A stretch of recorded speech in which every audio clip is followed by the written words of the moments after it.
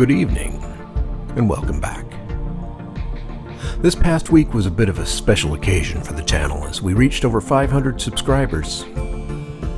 It means a lot to me that you're all enjoying the content, be it the music, the art, or maybe just that one video I made about my frustrations with the ruler tool in Clip Studio.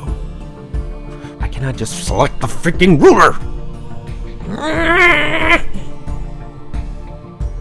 Thank you all for your support, and I hope that you'll stick with me as we work toward the next milestone. And thank you for joining me tonight as I work on a piece of art to use with a song from my upcoming album. I hesitate to call it a Synthwave album since, firstly, that term can't really be applied to all the songs on the album, and secondly, I don't really know what that term means exactly. I have that problem a lot with my music when I go to upload it. I'll write a song about a bunch of anthropomorphic bunny girls exploring an abandoned space station infested with Lovecraftian horrors, done in the style of a 1970s rock opera. Then the distributor will ask me to choose from the following genres: country, drum and bass, folk, glitter glam, deep house. I don't even know what deep house means. I'm a charlatan. So I'll usually just click on alternative. But the album is kind of my tribute to the spirit of the 1980s. Because I really liked the 1980s. The 80s was when I first started getting into music as a kid.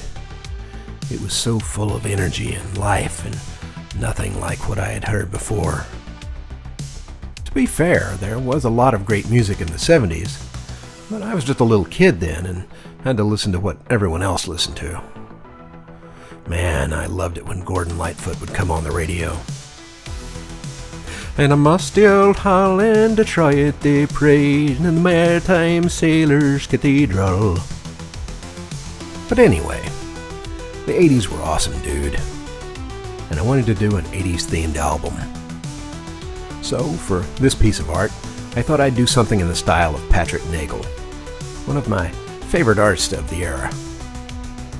If you ever saw the cover of the Duran Duran album, Rio, you know who I'm talking about.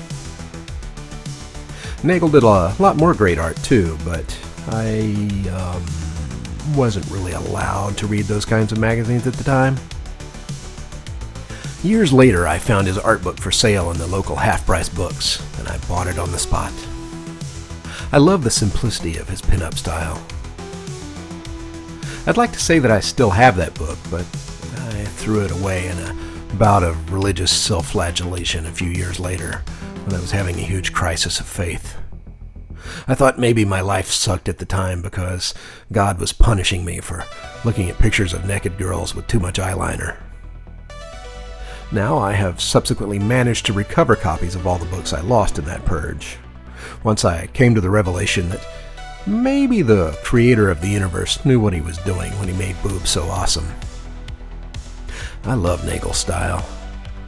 People tend to make fun of Nagel now, the way they make fun of all the over-the-top bombacity, is that a word, of the 1980s. You see, somewhere about the early 90s, somebody decided that wearing flannel in the summertime and embracing nihilism was way cooler than hair metal and putting neon stripes on everything. Well, you see where that got us. So, I think the world could use a little more big hair and Dayglow Trapper Keepers. I mean, I know it's silly. We all knew it was silly, even then. But compared to what we had before that, look, the 70s were ugly. Everything was either brown or avocado green. And the only people who were smiling were the hippies who were like, "Screw it, man, I'm getting wasted." Half the children's shows I watched growing up were obviously written by somebody baked out of their gourd. Everybody was just sitting around feeling bad about Vietnam. And to be honest, I understand why. I worked with some of those dudes that served in Vietnam. I love those guys, but they were different. They'd be telling you a story about some seafood restaurant they used to go to in Saigon, Then in the same breath, they cheerfully start talking about that time their buddy got gored to death by a water buffalo right in front of them. Yeah, man, we hosed that buffalo down. And these were the guys who could still hack it in the real world. It's like some kind of switch got flipped in their heads, just so they could stay sane in the place they were in.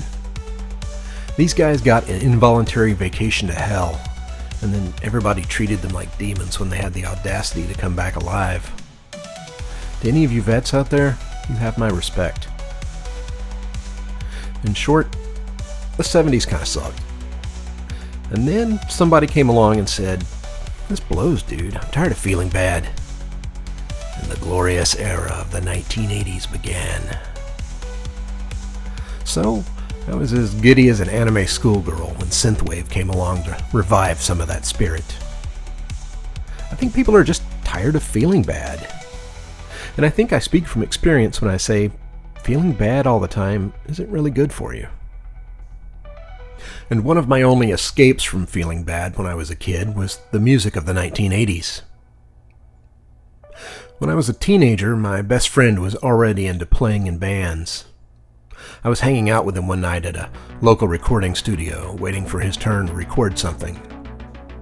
We were standing outside the recording area, and the guy who ran the studio had a synthesizer set up out there that we could mess around with.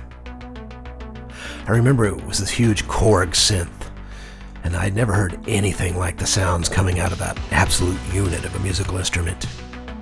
That sound was just so cool and clean and perfect. Everything that my life was not at the time. I just wanted to crawl into that sound and live there. Now I know the guitar guys love the chuggy, dirty grime of an electric guitar. But that pristine, crystalline energy pouring out of that Korg. It was like a Patrick Nagel painting. Clean, smooth, and sexy. So stay tuned, folks. I'm having a blast putting together some music that wouldn't seem too out of place in a John Cusack movie. So hit that subscribe button if you haven't already, and I'll let you know as soon as this cake's out of the oven. I'm thinking hot pink icing. Thanks for watching, and I'll see you soon.